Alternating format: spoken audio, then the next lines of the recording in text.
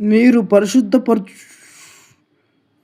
మిమ్మును మీరు పరిశుద్ధపరచుకొని పరిశుద్ధులయుండుడి, నేను మీ దేవుడైన యెహోవాను.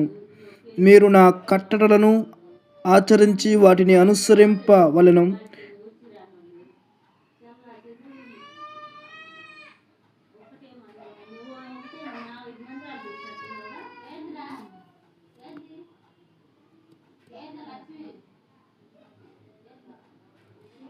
ఒకడు స్త్రీతో శయనించినట్టు పురుషునితో శయనించిన ఎడల వారిద్దరూ హేయక్రియలు చేసిరి కనుక వారికి మరణశిక్ష విధింపవలెను.